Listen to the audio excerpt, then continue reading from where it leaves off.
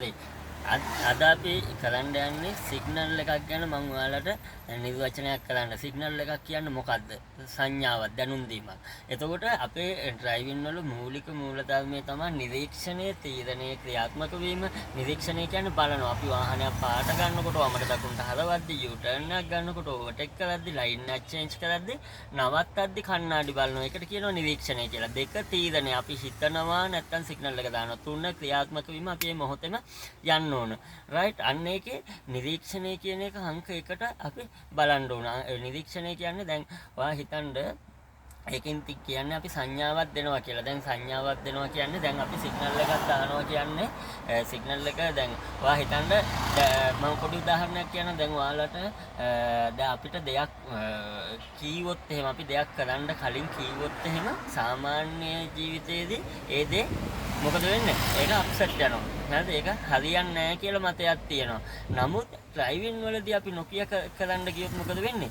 ඒක රියදුරාගේ සහ අනෙකුත් රියදුරන්ගේ හෝ පාර පාවිච්චි කරන්නන්ගේ අහිතකර භාවයකට ඒක ලක් වෙනවා. මොකද අපි සිග්නල් එකක් දාලා ඒකේ තේරුම තමයි දැන් අපි දෙයක් කියන්නේ සාමාන්‍ය ජීවිතේදී. ඒ වුණාට අපි ඩ්‍රයිවිං කරද්දී අපි පාරට ගන්නකොට වමට දකුණට හරවද්දී, ඕවර්ටේක් කරද්දී, ටර්න් එකක් ගන්නකොට අපි කලින් කියනවා ඉදිරියේ සහ පිටිපස්ස රියදුරාට අපි දැනුම් දීමක් කරනවා සිග්නල් එක දාලා මම පාරට එන්න හදන්නේ. හරිද?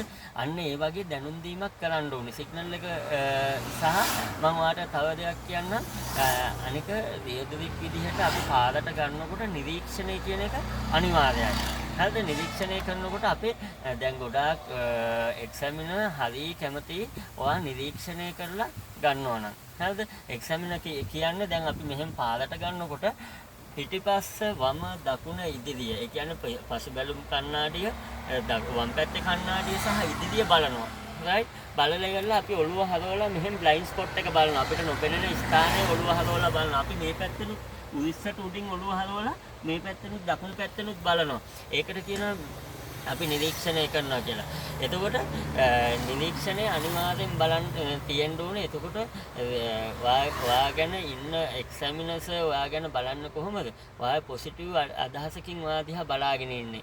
රයිට්? එතකොට ඔයාගේ ඩ්‍රයිවිං විතරක් නෙවෙයි සාමාන්‍යයෙන් ට්‍රයල් එකකදී බලන්නේ. රයිට්? එතකොට ට්‍රයල් එකකදී බලනවා ඔයගොල්ලෝ සමහර වෙලාවට දන්නේ නැහැ ඔයා හොඳට ඩ්‍රයිව් කරලා. නමුත් ඔයා ෆේල් කරලා. ඒකට හේතුව තමයි ඔයා කණ්ණාඩි බලලා නැහැ. පාරට ගන්නකොට බලලා නැහැ. මේ ඕවර්ටේක් කළාදී එක්කෝ පාරෙන් අයින් කරනකොට නවත්තනකොට කණ්ණාඩි බලලා නැහැ. එක්කෝ සිග්නල් එක දාලා නැහැ. ඔය වගේ හේතුවක් උඩ ඔයා ෆේල් වෙන්න පුළුවන්. දැන් සිග්නල් එක නම් දැම්මේ නැහැ කියලා ඔයා දන්නවා. දැම්මේ නැහැ ඒකින්ද තමයි ෆේල් කරේ කියලා. නමුත් බැලුවේ නැහැ කියන එක ඔයාට මතකත් නැහැ සමහර වෙලාවට. රයිට්? අන්න ඒක නිසා ඔයාලා හොඳට තේරුම් ගන්න නිරීක්ෂණය අනිවාර්යයි. හරිද?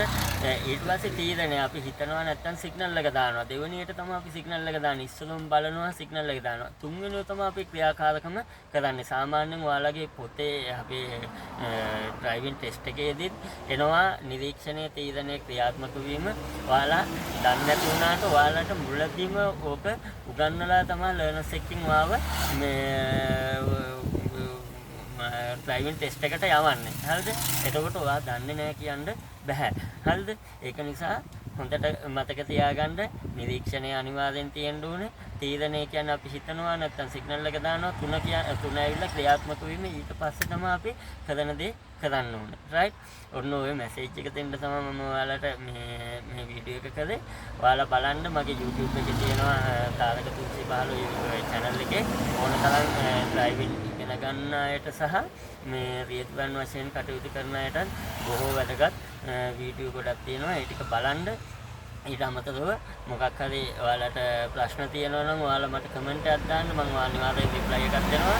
ඒ වගේම බෙල් අයිකන් එක ක්ලික් කරලා තියාගන්න නොටිෆිකේෂන් එකක් මම වීඩියෝ එකක් අප්ලෝඩ් කරනකොටම ඔයාලට එනවා.